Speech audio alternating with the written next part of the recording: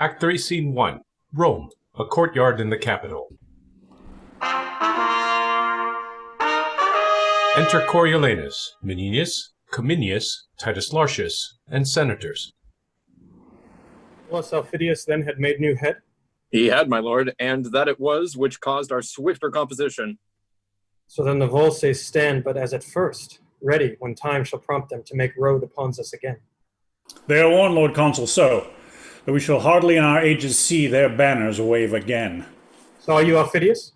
On safeguard he came to me, and did curse against the Volses, for they had so vilely yielded the town. He is retired to Antium.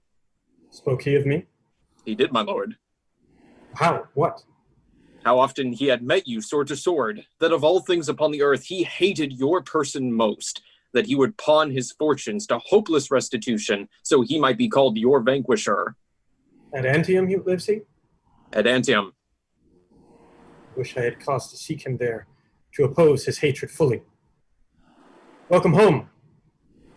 Behold, these are the tribunes of the people, the tongues of the common mouth. I do despise them, for they do prank them in authority against all noble sufferance. Pass no further. What is that? It will be dangerous to go on. No further. What makes this change? The matter? Have they not passed the noble and the common? Cominius, no. Have I had children's voices? Tribunes, give way. He shall to the marketplace. The people are incensed against him. Stop, or all will fall to embroil. Are these your herd? Must these have voices that can yield them now and straight disclaim their tongues? What are your offices? You being their mouths, why rule you not their teeth? Have you not set them on? Be calm, be calm.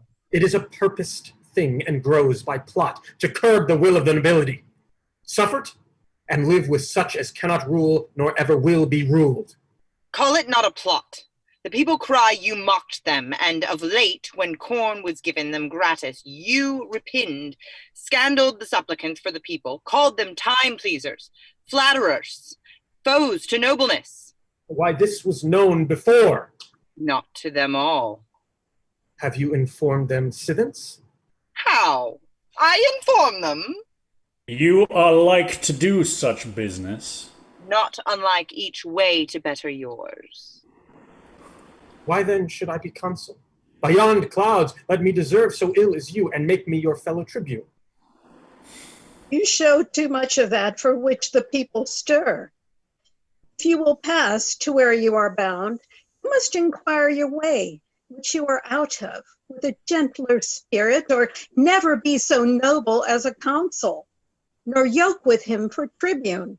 Let's be calm. The people are abused, set on. This paltering becomes not Rome, nor has Coriolanus deserved this so dishonored rub, laid falsely the plain way of his merit. Tell me of corn. This was my speech, and I will speak again. Now, not now. Not in this heat, sir, now. Now, as I live, I will. My nobler friends, I crave their pardons. For the mutable, rank-scented meany, let them regard me as I do not flatter, and therein behold themselves. I say again, in soothing them, we nourish against our Senate the cockle of rebellion, insolence, sedition, which we ourselves have plowed for, sowed, and scattered by mingling them with us, the honored number, who lack not virtue, no, nor power, but that which they have given to beggars. Well, no more. No more words, we beseech you. How? No more? As for my country, I have shed my blood, not fearing outward force, so shall my lungs coin words till their decay against those measles which we disdain should tether us, yet sought the very way to catch them. You speak of the people as if you were a god to punish, not a man of their infirmity. For well, we let the people know it. What? His collar? Collar? Were I as patient as the midnight sleep, by Jove, 'twould be my mind. It is a mind that shall remain a poison where it is, not poison any further. Shall remain? Hear you this Triton of the minnows? Mark you his absolute shall? 'Twas from the cannon. Shall? Oh, good but most unwise patricians, why, you grave but reckless senators, have you thus given Hydra here to choose an officer that with his peremptory shall, being but the horn and noise of the monsters, wants not spirit to say he'll turn your current in a ditch and make your channel his? If he have power, then veil your ignorance. If none, awake your dangerous lenity. If you are learned, be not as common fools. If you are not, let them have cushions by you. You are plebeians, if they be senators. And they are no less, when both your voices blended, the greatest taste, most palates theirs. They choose their magistrate, and such a one is he who puts his shall, his popular shall, against a graver bench than ever frowned in Greece. By Jove himself, it makes the consuls base. And my soul aches to know, when two authorities are up, neither supreme, how soon confusion may enter twixt the gap of both and take the one by the other. Well, on to the marketplace. Whoever gave that consul to give forth the corn of the storehouse gratis, as 'twas used sometime in Greece? Oh, well, no more of that. Though there the people had more absolute power, I say they nourished disobedience, fed the ruin of the state. Why shall people give one that speaks thus their voice? I'll give my reasons, more worthier than their voices. They know the corn was not our recompense, westing well assured they ne'er did service for't. Being pressed to the war, even when the navel of the state was touched, they would not thread the gates. This kind of service did not deserve corn gratis. Being in the war, their mutinies and revolts, wherein they showed most of the valor, spoke not for them. The accusation which they have often made against the Senate, all cause unborn, could never be the native of our so frank donation. Well, what then? How shall this bosom multiply digest the Senate's courtesy? Let deeds express what's like to be their words. We did request it, we are the greater poll, and in true fear they gave us our demands. Thus we debase the nature of our seats and make the rabble call our cares fears, which will in time break ope the locks of the Senate and bring in the crows to peck the eagles. Come, enough. Enough with over measure. No, take more. What may be sworn by both divine and human, seal what I end withal. This double worship where one part does disdain with cause, the other insult without reason, where gentry, title, wisdom cannot conclude by the yea and no of general ignorance, it must omit real necessities and give way the while to unstable slightness. Purpose so barred, it follows nothing is done to purpose. Therefore, beseech you, you that will be less fearful than discreet, that love the fundamental part of state more than you doubt the change on't, that prefer a noble life before a long, and wish to jump a body with a dangerous physic that's sure of death without it, at once pluck out the multitudinous tongue. Let them not lick the sweet, which is their poison. Your dishonor mangles true judgment and bereaves the state of that integrity which should become it. Not having the power to do the good, it would for the ill which doth control it. Has said enough. Has spoken like a traitor and shall answer as traitors do. O wretch! Despite o'erwhelm thee, what should the people do with these bald tribunes on whom depending their obedience falls to the greater bench? In a rebellion, when what's not meet but what must be was law, then were they chosen. In a better hour, let what is meet be said, it must be meet, and throw their power i' the dust. Manifest treason. This a consul. No. The aediles, ho! Let him be apprehended. Oh, call the people, in whose name myself attach thee as a traitorous innovator, a foe to the public weal. Obey, I charge thee, and follow to thine answer. Hence, old goat! We'll surety him. Aged sir, hands off. Hence, rotten thing, or I shall shake thy bones out of thy garments. Help, you citizens! On both sides, more respect. Here's he that would take from you all your power. Seize him, Aetius. Down with him! Down with him! What weapons? What weapons? Tribunes, patricians, citizens, what ho! Sicinius, Brutus, Coriolanus, citizens! Peace, peace, peace, stay, hold, peace! What is about to be? I'm out of breath. Confusion's near. I cannot speak. You tribunes! To the people. Coriolanus, patience, speak, good Sicinius. Hear me, good people.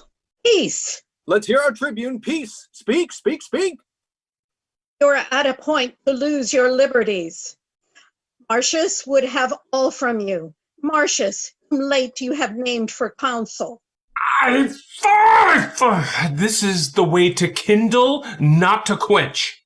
To unbuild the city and to lay all flat. What is the city but the people? True, the people are the city. By the consent of all, we were established the people's magistrates. You so remain. And so are like to do. That is the way to lay the city flat, to bring the roof to the foundation and bury all which yet distinctly ranges in heaps and piles of ruin. This deserves death. Or let us stand to our authority, or let us lose it. We do here pronounce upon the part of the people in whose power we were elected theirs, Marcius is worthy of present death. Therefore, lay hold of him, bear him to the rock Carpian, and from thence into destruction cast him. Aetius, seize him! Yield, Marcius, yield! Hear me but one word. Beseech you, tribunes, hear me a word. Be that you seem truly your country's friend, and temperately proceed to what you would thus violently redress. Sir, those cold ways that seem like prudent helps are very poisonous where the disease is violent. Lay hands upon him and bear him to the rock. No, I'll die here. There's some among you have beheld me fighting. Come, try upon yourselves what you have seen me. Down with the sword. Tribunes, withdraw a while. Lay hands upon him! Help Marcius, help. You that be noble, help him, young and old. Down with him! Down with him! Go. Get you to your house. Be gone, away. All will be naught else. Get you gone! Stand fast. We have as many friends as enemies. Shall it be put to that? The gods forbid. I pray thee, noble friend, home to thy house. Leave us to cure this cause. 'Tis a sore upon's. You cannot tent yourself. Begone, beseech you. Come, sir, along with us. I would they were barbarians, as they are, though in Rome littered, not Romans, as they are not, though calved at the porch of the Capitol. Begone! Put not your worthy rage into your tongue. One time will owe another. On fair ground I could beat 40 of them. And I could myself take up a brace of the best of them. Yeah, the 2 tribunes. But now 'tis odds beyond arithmetic, and manhood is called foolery when it stands against a falling fabric. Will you hence, before the tide return, whose rage doth rend like interrupted waters, nor bear what they are used to bear? Pray you be gone. I'll try whether my old wit be in request with those that have but little. This must be patched with cloth of any color. Nay, come away. This man has marred his fortune. His nature is too noble for the world. He would not flatter Neptune for his trident, or Jove for power to thunder. His heart's his mouth, with what his breast forges, that his tongue must vent, and being angry does forget that ere he heard the name of death. Here's goodly work. I would they were abed. I would they were in Tiber. What the vengeance could he not speak 'em fair? Where is this viper that would depopulate the city and be every man himself? Worthy tribunes. He shall be thrown down the Tarpeian rock with rigorous hands. He hath resisted law, and therefore law shall scorn him further trial and the severity of the public power which he so sets at naught. He shall well know the noble tribunes of the people's mouths, and we their hands. He shall, Sir Aunt. Sir, Peace. do not cry havoc where you should but hunt with modest warrant. Sir, how comes it that you have hope to make this rescue? Hear me speak. As I do know the consul's worthiness, so can I name his faults. Consul? What consul? The consul Coriolanus. Consul. No. If by the tribune's leave, and yours good people, I may be heard, I'd crave a word or two, which shall turn you to no further harm than so much loss of time. Speak briefly then, for we are peremptory to dispatch the viperous traitor. To eject him hence were but one danger, and to keep him here are certain death. Therefore it is decreed he dies tonight. Now the good gods forbid that our renowned Rome, whose gratitude towards her deserved children is enrolled in Job's own book, like an unnatural dam, should now eat up her own. He's a disease that must be cut away. He's a limb that has but a disease. Mortal to cut it off, to cure it, easy. What has he done to Rome that's worthy death? Killing our enemies? The blood he hath lost, which I dare vouch is more than that he hath by many an ounce, he dropped it for his country. And what is left to lose it by his country were to us all that do it and suffer it a brand to the end of the world. This is a clean cam. Merely awry. When he did love his country, it honored him. The service of the foot being once gangrened is not then respected for what before it was. We'll hear no more. Pursue him to his house and pluck him thence, lest his infection, being of catching nature, spread further. One word more, one word. The tiger-footed rage, this tiger-footed rage, when it shall find the harm of unscanned swiftness, will too late tie leaden pounds to his heels. Proceed by process, lest parties, as he is beloved, break out and sack great Rome with Romans. If it were so, What do you talk? Have we not had a taste of his obedience? Our ediles smote? Ourselves resisted. Come. Consider this. He hath been bred in the wars since he could draw a sword, and is ill-schooled in bolted language. Meal and bran together he throws without distinction. Give me leave. I will go to him and undertake to bring him where he shall answer by a lawful form in peace to his utmost peril. Noble tribunes, it is the humane way. The other course will prove too bloody, and the end of it unknown to the beginning. Noble Menenius, you then as the people's officer. Masters, lay down your weapons. go not home. Meet on the marketplace. We'll attend you there, where if you bring not Marcius, we'll proceed in our first way. I'll bring him to you. Let me desire your company. He must come, or what is worst will follow. Pray you, let's to him.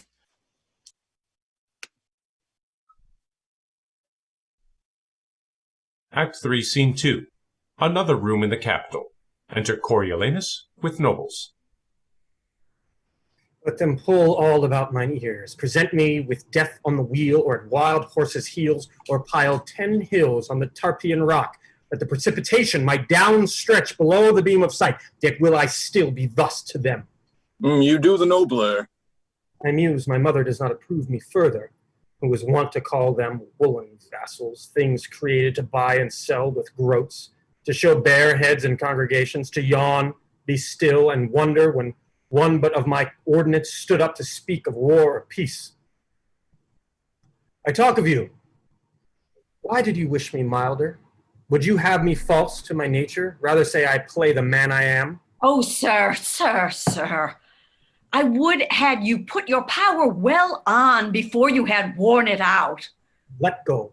You might have been enough the man you are with striving less to be so. Lesser had been the thwartings of your dispositions if you had not showed them how you were disposed, ere they lacked power to cross you. Let them hang. Aye, and burn too. Come, come. You've been too rough. Something too rough. You must return and mend it. There's no remedy, unless by not so doing our good city cleave in the midst and perish. Pray, be counseled. I have a heart as little apt as yours, but yet a brain that leads my use of anger to better vantage. Well said, noble woman. Before he should thus stoop to the herd, but that the violent fit of the time craves it as physic for the whole state, I'd put mine armor on, which I can scarcely bear. What must I do? Return to the tribunes. Well, what then? What then? Repent what you have spoke. For them? I cannot do it to the gods. Must I do it to them? You are too absolute, though wherein you can never be too noble, but when extremities speak, I have heard you say, honor and policy, like unsevered friends, in the war do grow together. Grant that, and tell me in peace what each of them by the other lose when they combine not here. Hush, tush. A good demand. If it be honor in your wars to seem the same you are not, which for your best ends you adopt your policy, how is it less or worse that it should hold companionship in peace with honor as in war, since that to both it stands it like request? Why force you this?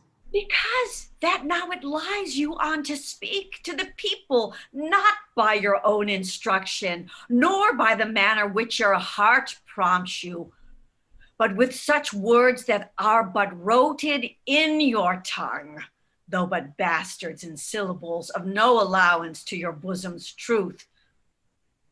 Now this no more dishonors you at all than to take in a town with gentle words, which else you would put to your fortune and the hazard of much blood.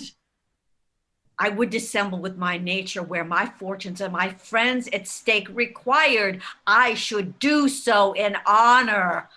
I am in this your wife, your son, your senators, the nobles, and you will rather show our generals louts how you can frown than spend a fawn on them for the inheritance of their loves and safeguards of what they want might ruin. Noble lady. Come, go with us. Speak fair. You may salve so. Not what is dangerous present, but the loss of what is past. I prithee now, my son, go to them with this bonnet in thy hand, and thus far having stretched it, here be with them, thy knee bussing the stones, for in such business action is eloquence, in the eyes of the ignorant, more learned than the ears, waving thy head, which often thus correcting thy stout heart, now humble as the ripest mulberry, that will not hold the handling, or say to them, thou art their soldier, and being bred in broils, hast not the soft way which thou dost confess were fit for thee to use as they to claim, in asking their good loves, but thou wilt frame thyself, forsooth, whereafter theirs, so far as thou hast power and person. This but done, even as she speaks, why, their hearts were yours. For they have pardons, being asked, as free as words to little purpose. Prithee now, go and be ruled, although I know thou hadst rather follow thine enemy in a fiery gulf than flatter him in a bower. Here is Cominius. I have been in the marketplace, and sir, 'tis fit you make strong party, or defend yourself by calmness or by absence. All's in anger. Only fair speech. I think 'twill serve if he can thereto frame his spirit. He must and will. Prithee now, Say you will and go about it. Must I go show them my unbarbed sconce? Must I with my base tongue give to my noble heart a lie that it must bear? Well, I will do't. Yet, were there but this single plot to lose, this mold of Marcius, they to dust should grind it and throw it against the wind. To the marketplace! You have put me now to such a part which never I shall discharge to the life. Come, we'll prompt you. I prithee now, sweet son, as thou hast said, my praises made thee first a soldier. So to have my praise for this, perform a part thou hast not done before. Well, I must do't. Away my disposition and possess me some harlot spirit. My throat of war be turned, which quired with my drum into a pipe small as an eunuch or the virgin voice that babies lull asleep. The smiles of knaves tent in my cheeks, and schoolboys' tears take up the glasses of my sight.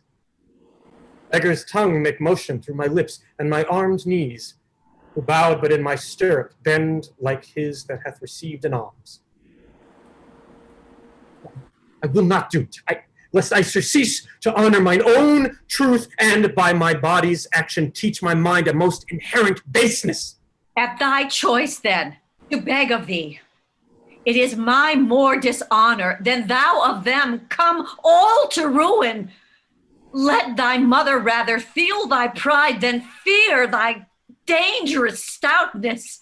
For I mock at death with as big as heart as thou.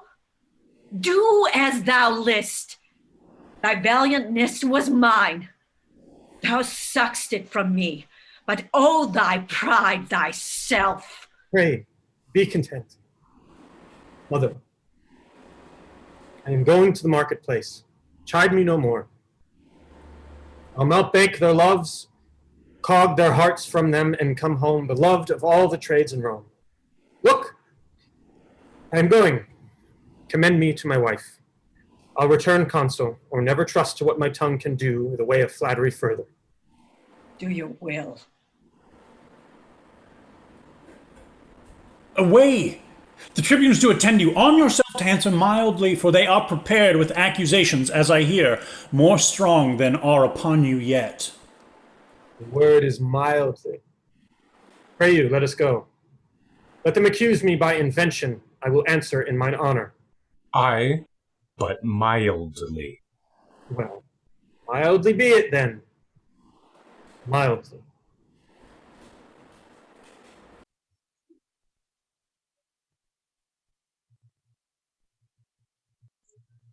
Act 3, Scene 3. The marketplace in Rome. Enter Sicinius and Brutus. In this point charge him home, that he affects tyrannical power. If he evade us there, enforce him with his envy to the people, and that the spoil got on the Antiochs were ne'er distributed.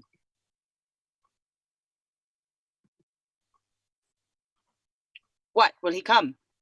He's coming How accompanied? with old Manias and those senators that always favor him.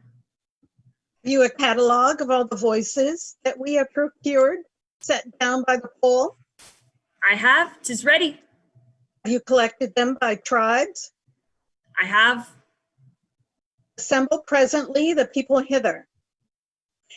And when they hear me say it shall be so, in the right and strength of the commons, be it either for death, for fine, or banishment, and let them, if I say fine, cry fine.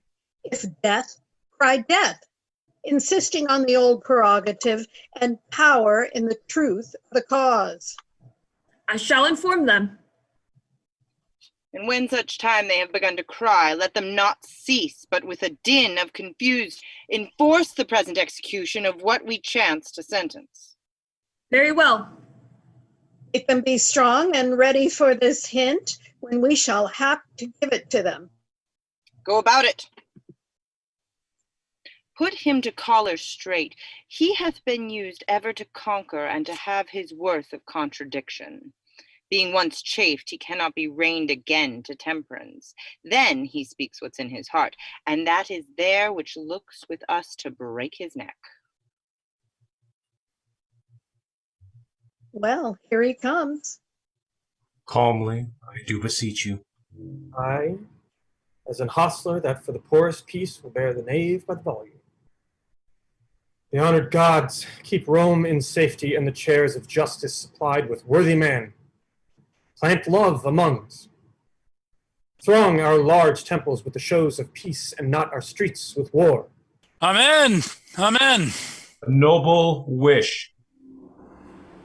Draw near, you people. Listen to your tribunes, audience, I say. First, hear me speak. Well say, peace, ho! Shall I be charged no further than this present? Must all determine here? I do demand if you submit to the people's voices, allow their officers, and are content to suffer lawful censure for all such faults as shall be proved upon you. I am content. Lo, citizens, he says he is content. The warlike service he has done, consider. Think upon the wounds his body bears, which show like graves in the holy churchyard. Scratches with briars, scars to move laughter only.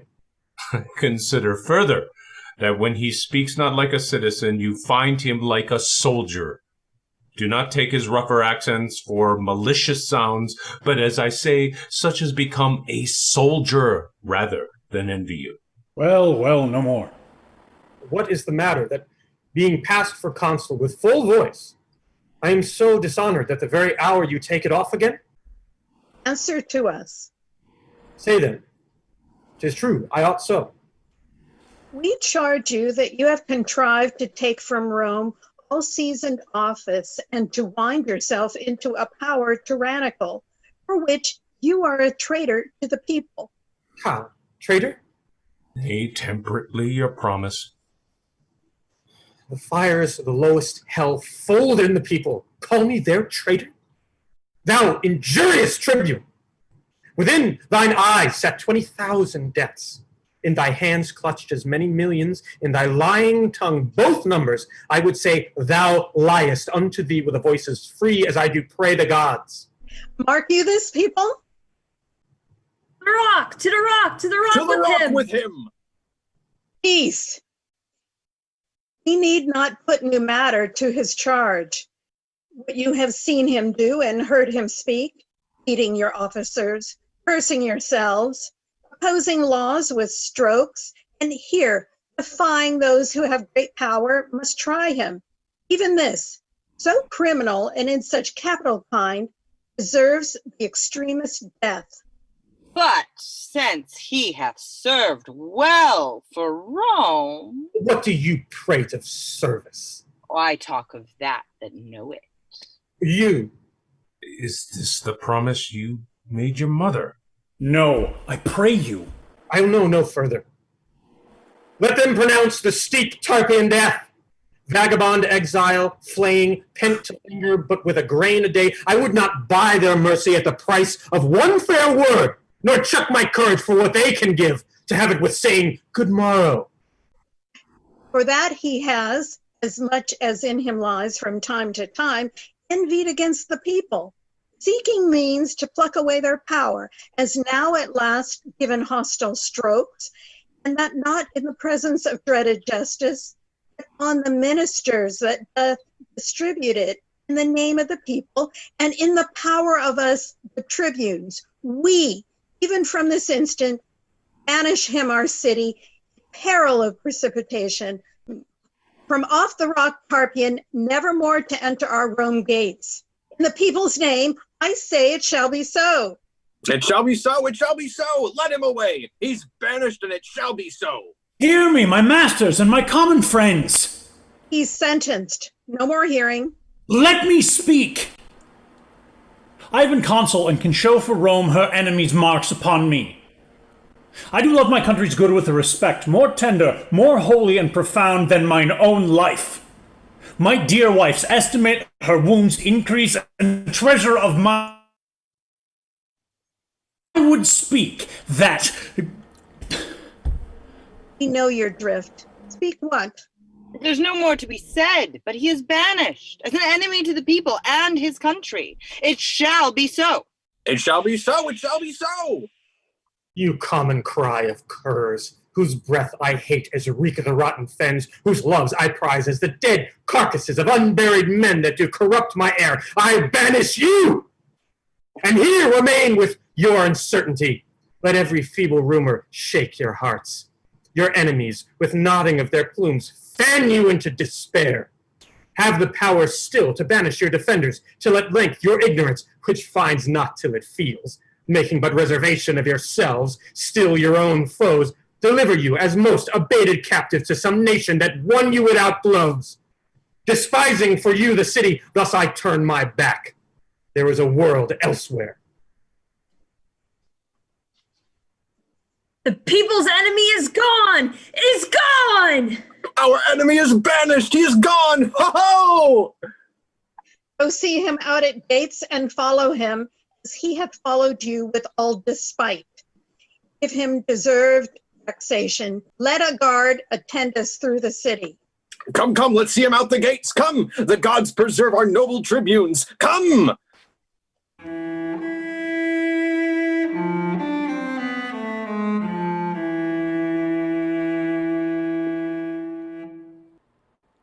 Act 4, Scene 1. A courtyard. Enter Coriolanus, Volumnia, Virgilia, Menenius, and Cominius. Come, leave your tears. A brief farewell. The beast with many heads butts me away. Nay, brother, where is your ancient courage? You were used to say extremities was the trier of spirits, that common chances common men could bear, that when the sea was calm, all boats alike showed mastership in flowing. Fortune's blows when most struck home, being gentle wounded craves a noble cunning. You were used to load me with precepts that would make invincible the heart that conned them. Oh heavens, oh heavens! Nay, I prithee, woman. Now the red pestilence strike all trades in Rome, and occupations perish. What? I shall be loved when I am lacked. Nay, mother, resume that spirit when you were wont to say, if you had been the wife of Hercules, 6 of his labors you'd have done and saved your husband so much sweat. Cominius, droop not. Adieu. Farewell, my wife, my mother. I'll do well yet. And true, Menenius, thy tears are salter than a younger man's and venomous to thine eyes. My sometime general, I have seen thee stern, and thou hast oft beheld heart-hardening spectacles. Tell these sad women 'tis fond to wail inevitable strokes as 'tis to laugh at 'em. My mother, you wot well my hazards still have been your solace, and belief not lightly, though I go alone, like to a lonely dragon that his fen makes feared and talked of more than seen. Your son will or exceed the common or be caught with caudelous baits and practice. My first son, whither wilt thou go? Take good Cominius with thee a while. Determine on some course more than a wild exposure to each chance that starts in the way that comes before thee. Oh, the gods! I'll follow thee a month. Devise with thee where thou shalt rest, that thou mayest hear of us and we of thee. So if the time thrust forth a cause for thy repeal, we shall not send o'er the vast world to seek a single man and lose advantage, which is ever cool in the absence of the needer. Fare you well. Thou hast years upon thee, and thou art too full of the war's surfeits to go rove with one that's yet unbruised. Bring me but out at gate. Come, my sweet wife, my dearest mother, and my friends of noble touch. When I am forth, bid me farewell, and smile. I pray you, come. While I remain above the ground, you shall hear from me still, and never of me aught but what is like me formerly. That's worthily, as any ear can hear. Come, let's not weep. If I could shake off but 7 years from these old arms and legs, by the good gods, I'd with thee every foot. Give me thy hand. Come.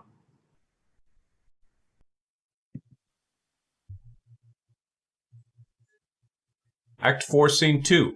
A street in Rome. Enter the two tribunes, Sicinius and Brutus, with the aedile. Bid them all home. He's gone and will no further. The nobility are vexed, whom we see have sided in his behalf. Now we have shown our power. Let us seem humbler after it is done than when it was a-doing. Bid them home. Say their great enemy is gone, and they stand in their ancient strength. Dismiss them home. Here comes his mother. Let's not meet her. Why?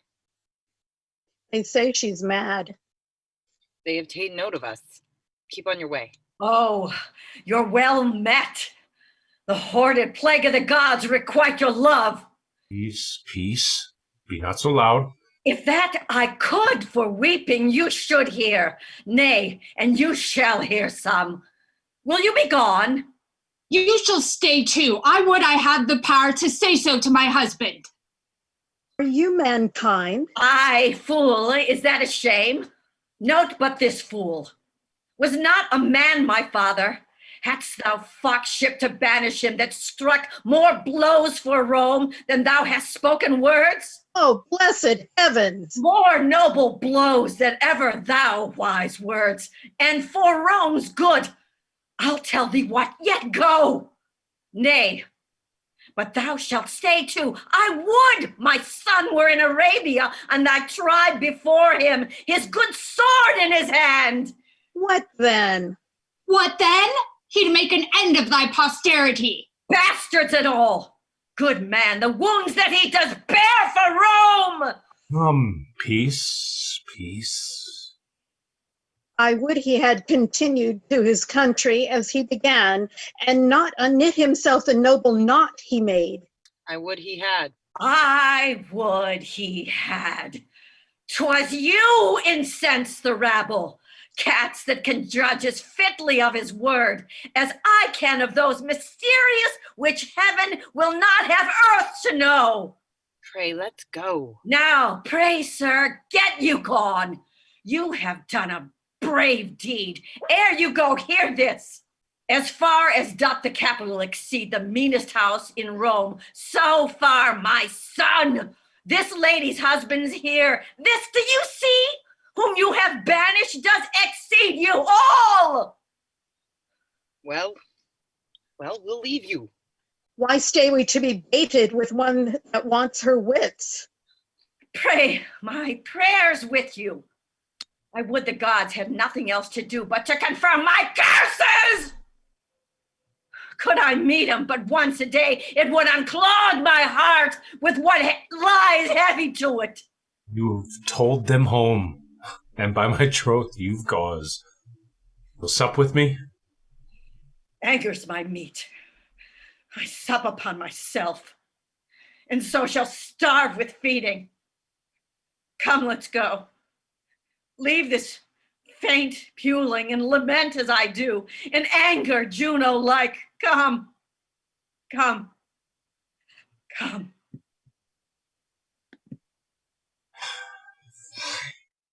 Aye, fie.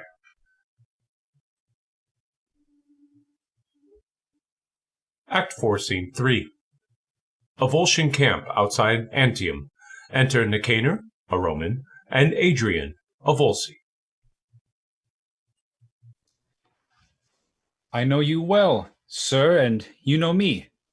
Your name, I think, is Adrian?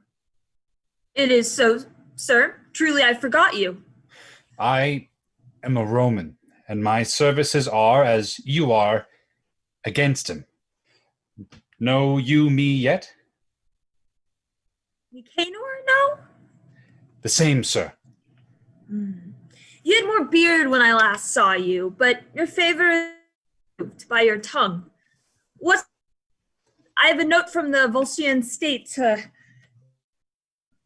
find you out there. You have well saved me a day's journey. There have been in Rome strange insurrections, the people against the senators, patricians, and nobles. Hath been?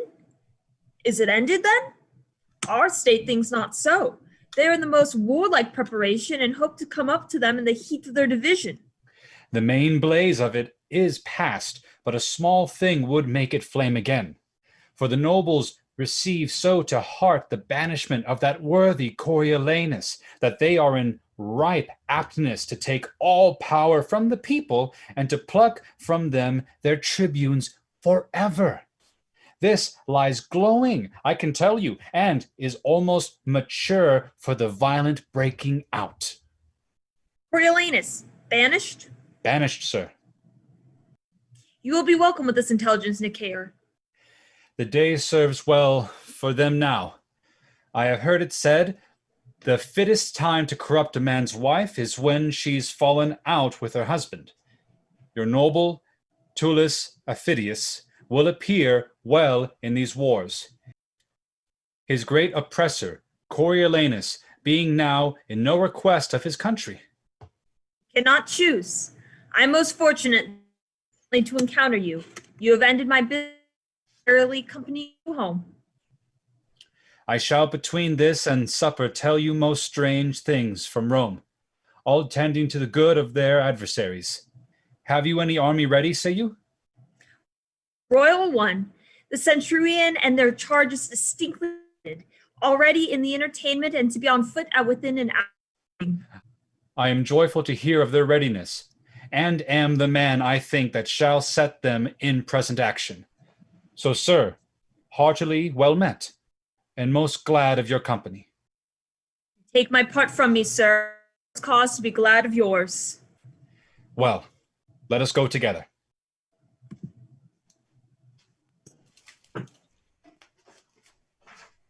Act 4, Scene 4. Volsi, a street in Antium. Enter Coriolanus disguised in mean apparel. Goodly city is this Antium. City, 'tis I that made thy widows. Many an heir of these fair edifices for my wars have I heard groan and drop. Then know me not, lest that thy wives with spits and boys with stones in puny battles slay me. Save you, sir. And you? Direct me, if it be your will, where great Aufidius lies. Is he in Antium? He is, and feasts the nobles of the state at his house this night. Which is his house, beseech you? This here before you. Thank you, sir. Farewell. Oh, world, thy slippery turns. Friends now fast sworn, whose double bosoms seem to wear one heart, whose hours, whose bed, whose meal, and exercise are still together, who twin, as 'twere, in love inseparable, shall within this hour, on a dissension of a doit, break out to bitterest enmity. So fellest foes, whose passions and whose plots have broke their sleep to take the one the other, by some chance, some trick not worth an egg, shall grow dear friends and interjoin their issues. So with me, my birthplace hate I, and my loves upon this enemy town. I'll enter. If he slay me, he does fair justice. If he give me way, I'll do his country service.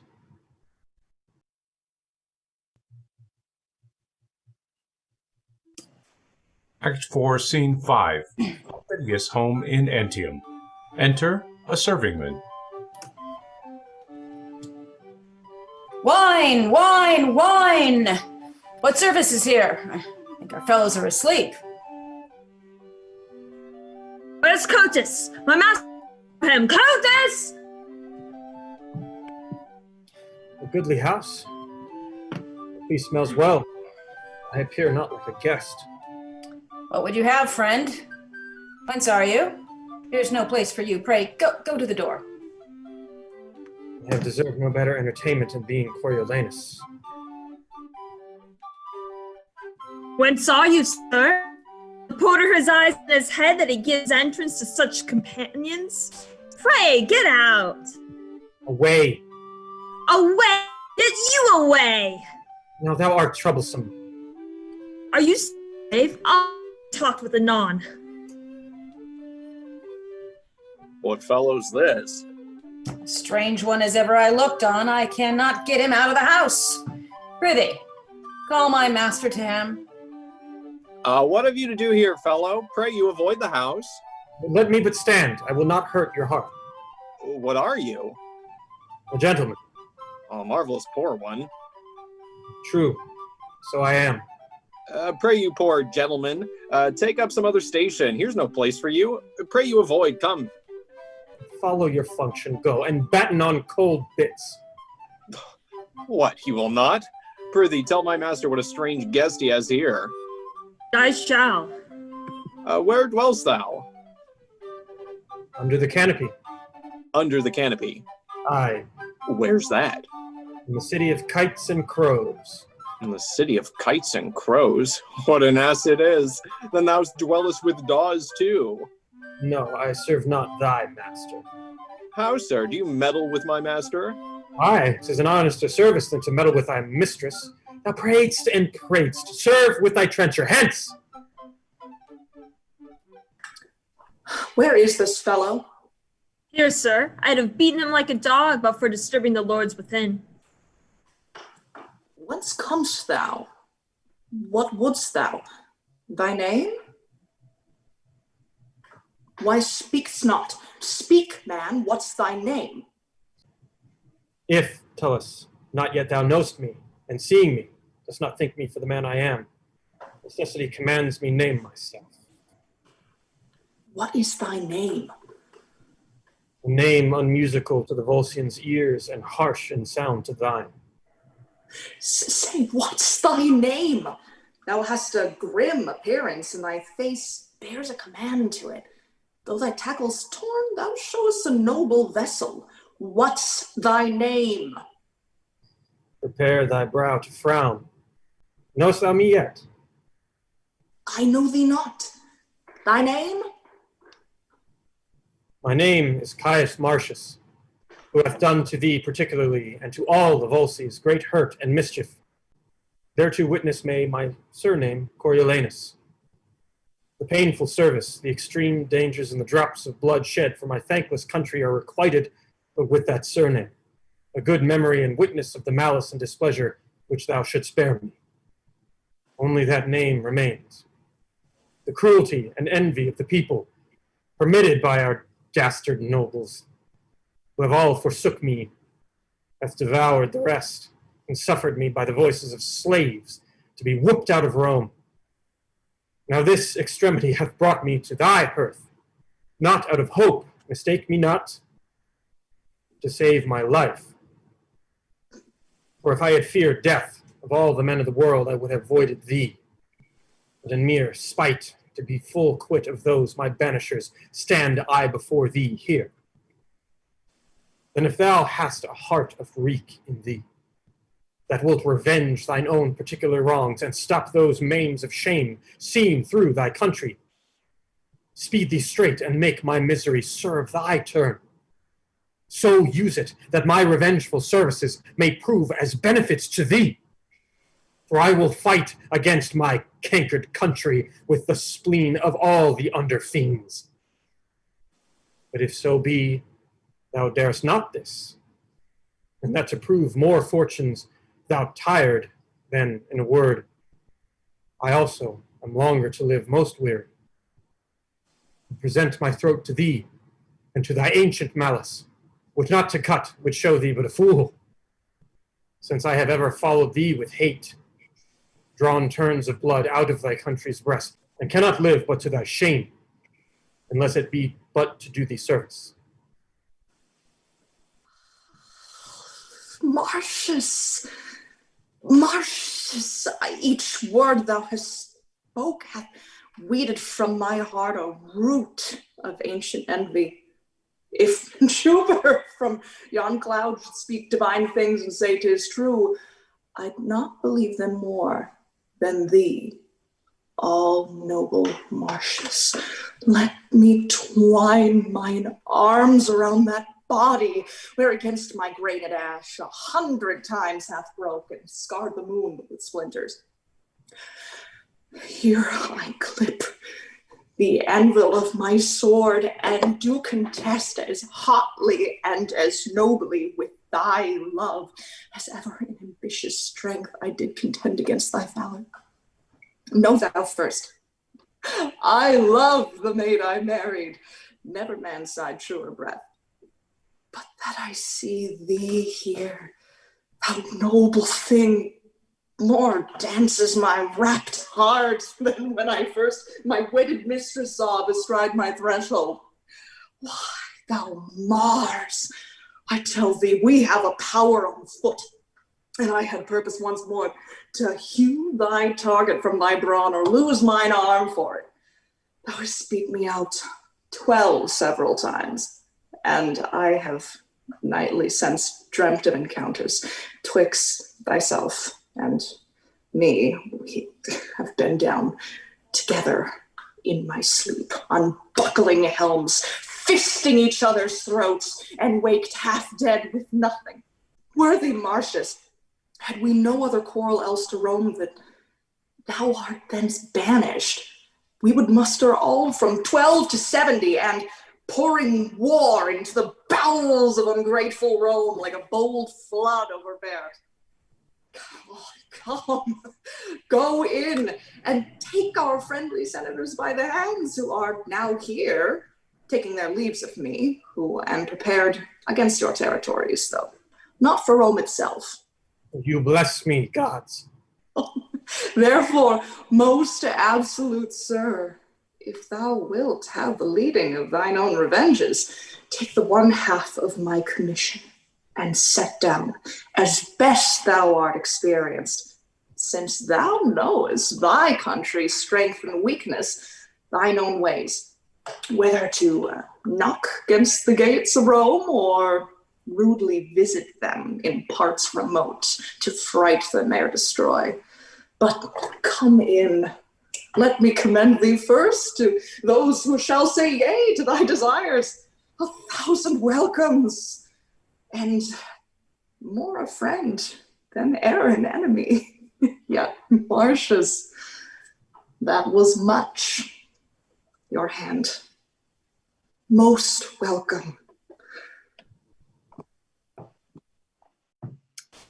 Here's a strange alteration. By my hand, I had thought to have struck at him with a cudgel, and yet my mind gave a report of him. What an arm he has! He turned me about with his finger and his thumb as one would turn a top. Nay, I knew by this face that there was something in him. He had, sir, a kind face. Methought I cannot tell how to term it.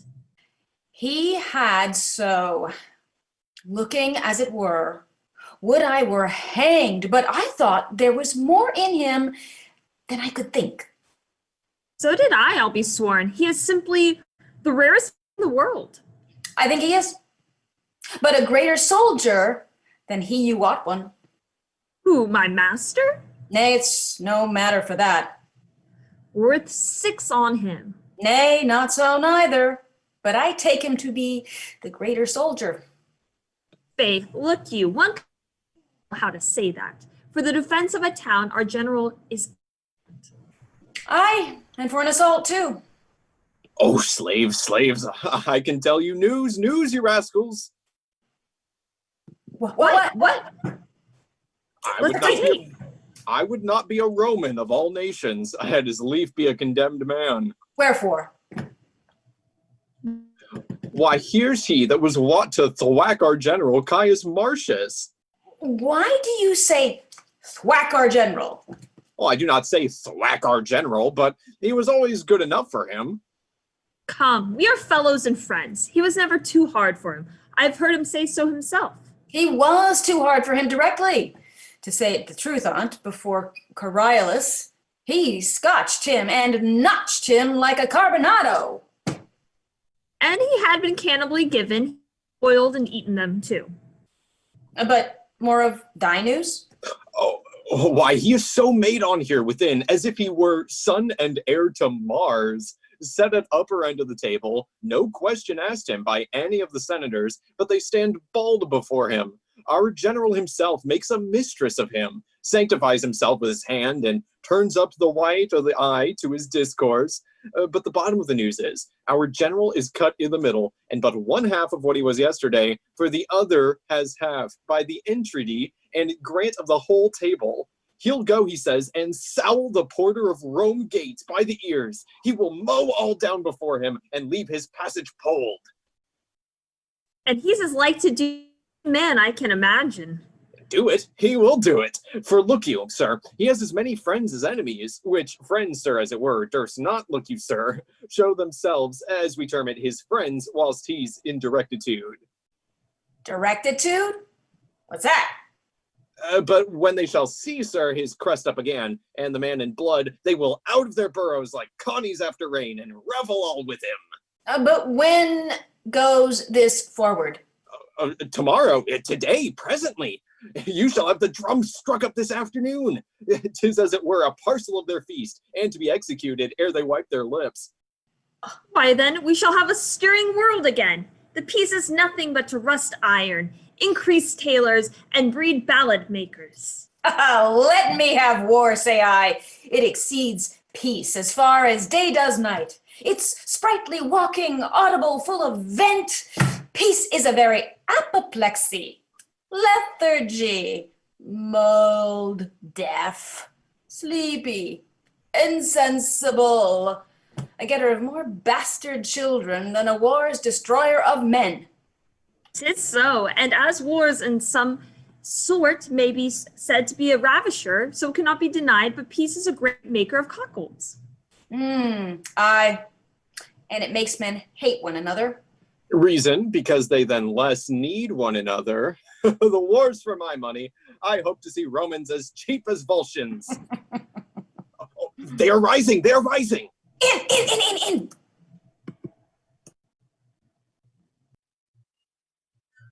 Act 4, Scene 6, a forum in Rome. Enter the two tribunes, Sicinius and Brutus. We hear not of him, neither need we fear him. His remedies are tame, the present peace and quietness of the people, which before were in wild hurry. Here do we make his friends blush that the world goes well, who rather had, though they themselves did suffer by it, behold licentious numbers, pestering streets, than see our tradesmen singing in their shops and going about their functions friendly. We stood to it in good time. Is this Menenius? 'Tis he, 'tis he. Oh, he is grown most kind of late. Hail, sir. Hail to you both. Your Coriolanus is not much missed, but with his friends. The Commonwealth does stand, and so would do were he more angry at it. All's well, and might have been much better if he could have temporized.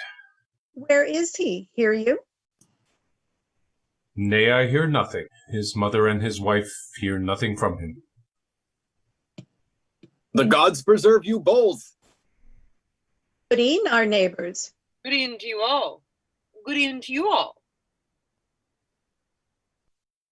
Ourselves, our wives, and children on our knees are bound to pray for you both. Live and thrive. Farewell, kind neighbors. We wish Coriolanus had loved you as well as we did. Now the gods keep you. Farewell. Farewell. This is a happier and more comely time than when these fellows ran about the streets crying confusion. Caius Marcius was a worthy officer in the war, but insolent, overcome with pride, ambitious, past all thinking, self-loving. And affecting one throne without assistance. I think not so. We should by this to all our lamentation if he had gone forth consul, found it so. The gods have well prevented it, and Rome sits safe and still without him. Worthy tribunes, there is a slave whom we have put in prison, reports the Volscians have two several powers, are entered in the Roman territories, and are with the deepest malice of the war, destroy what lies before them. 'Tis Aufidius, who, hearing of our Marcius' banishment, thrust forth his horns again into the world, which were enshelled when Marcius stood for Rome, and durst not once peep out. What talk you of Marcius? Go, see this rumor whipped. Cannot be the Volsces dare break with us. Cannot be? Ha! We have record that very well it can, and 3 examples of the like hath been within my age. But reason with the fellow before you punish him. Where he heard this, lest you shall chance to whip your information and beat the messenger who bids beware of what is to be dreaded. Well, not me. I know this cannot be. Not possible. The nobles in great earnestness are going all to the Senate House. Some news is coming that turns their countenance. What is this slave? Go whip him for the people's eyes. His raising, nothing but his report.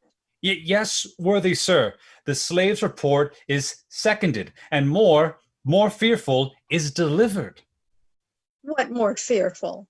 It is spoke freely out of many mouths. How probable I do not know, that Marcius, joined with Aufidius, leads a power against Rome, and vows revenge as spacious as between the youngest and the oldest thing.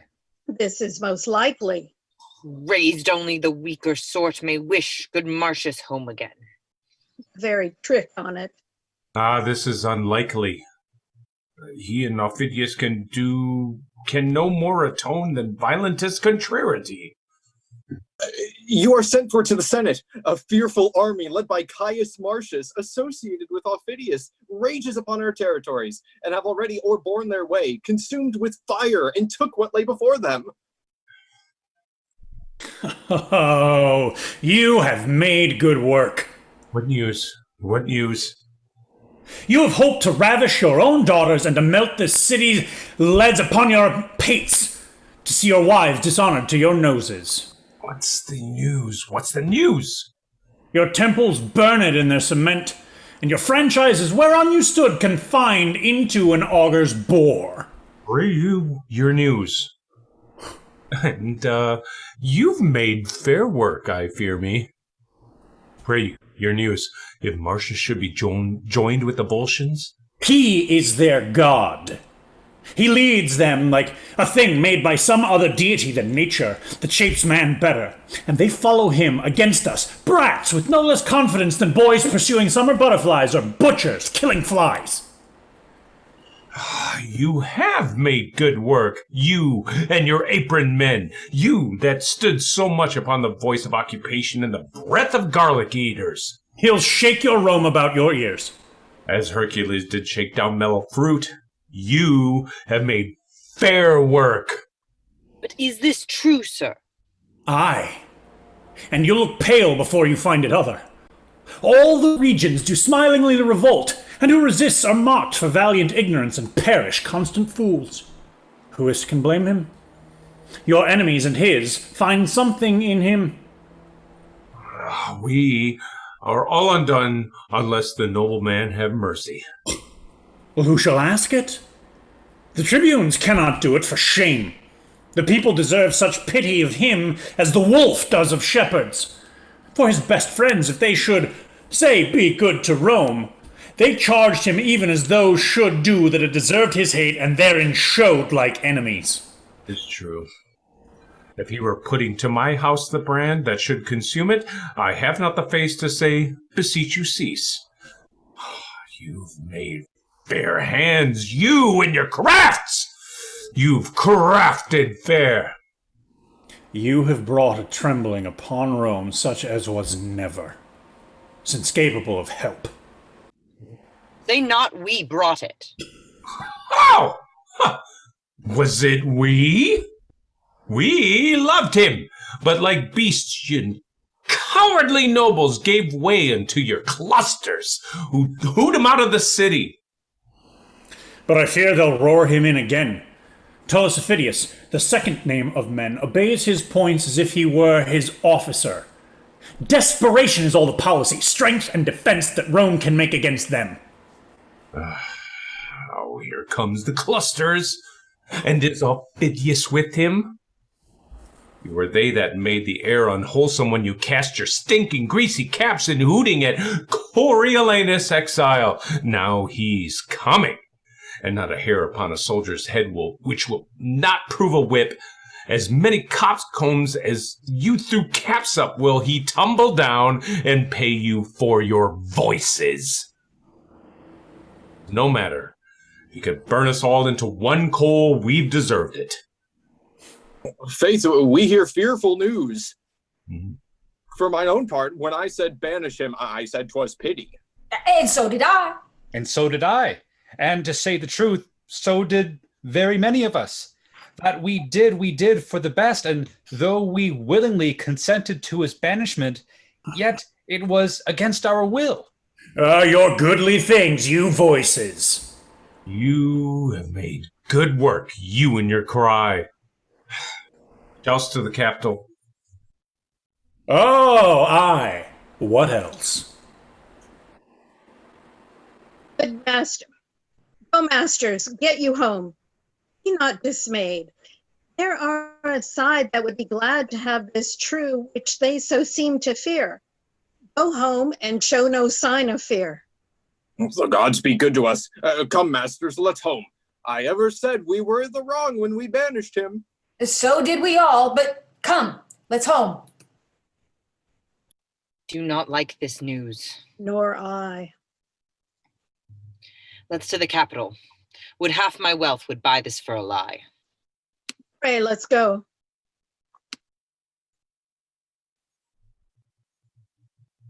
Act 4, Scene 7. The Volscian camp outside Rome. Enter Aufidius with his lieutenant. Do they still fly to the Roman? I do not know what witchcraft's in him, but your soldiers use him as the grace before meat, their talk at table, and their thanks at end. And you are darkened in this action, sir, even by your own. I cannot help it now, unless by using means I lame the foot of our design. He bears himself more proudly, or even to my person, than I thought he would when first I did embrace him. Yet his nature in that's no changeling, and I must excuse what cannot be amended. Yet I wish, sir, I mean for your particular, you had not joined in commission with him, but either have borne the action of yourself, or else to him had left it solely. I understand thee well, and be thou sure, when he shall come to his account, he knows not what I can urge against him. Although it seems, and so he thinks, and is no less apparent to the vulgar eye, that he bears all things fairly, and shows good husbandry for the Volscian state, fights dragon-like, and does achieve as soon as draw his sword, yet he hath left undone that which shall break his neck or hazard mine whene'er we come to our account. Sir, I beseech you, think you he'll carry Rome? All places yields to him ere he sits down, and the nobility of Rome are his. The senators and patricians love him too. The tribunes are no soldiers, and their people will be as rash in the repeal as hasty to expel him thence. I think he'll be to Rome as is the osprey to the fish, who takes it by sovereignty of nature. First, he was a noble servant to them, but he could not carry his honors even, whether 'twas pride, which out of daily fortune ever taints the happy man, whether defect of judgment, fail in the disposing of those chances which he was lord of, or whether nature, not to be other than one thing, not moving from the cask to the cushion, but commanding peace even with the same austerity and guard as he controlled the war. But one of these, as he hath spices of them all, not all, for I dare so far free him, made him feared, so hated, and so banished. But he has a merit to choke it in the utterance. So our virtues lie in the interpretation of the time, and power unto itself most commendable hath not a tomb so evident as a chair to extol what hath done. One fire drives out one fire, one nail, rights by rights falters, strengths by strengths do fail. Come, let's away. When, Caius, Rome is thine, thou art poorest of all. then shortly art thou mine.